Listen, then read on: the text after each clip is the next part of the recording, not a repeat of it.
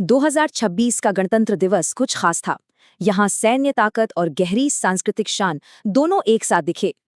तो चलिए थोड़ा पीछे चलते हैं। इसकी पूरी कहानी मई 2025 के ऑपरेशन सिंदूर से शुरू होती है। मामला शुरू हुआ आम लोगों पर हुए एक हमले से।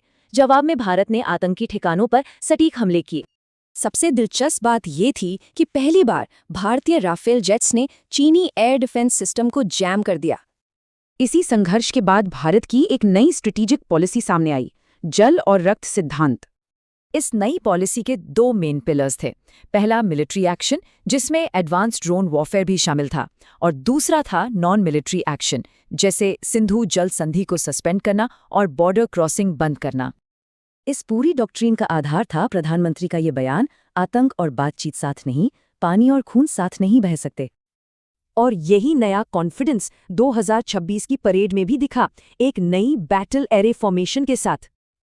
अब मिलिट्री पावर से हटकर बात करते हैं विरासत की।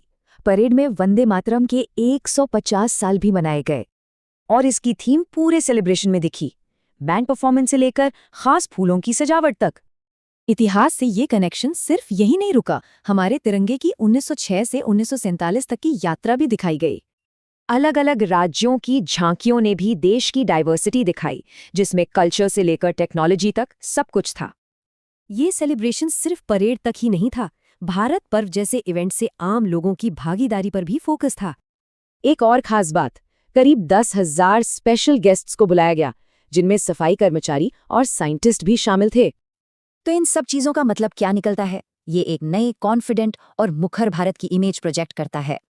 तो 2026 के रिपब्लिक डे ने 3 बातें साफ कर दी: अपनी सरहदों को सुरक्षित करना, जड़ों का सम्मान और आत्मनिर्भर भविष्य बनाना।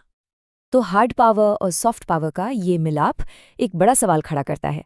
क्या यही है राष्ट्रीय पहचान का नया चेहरा?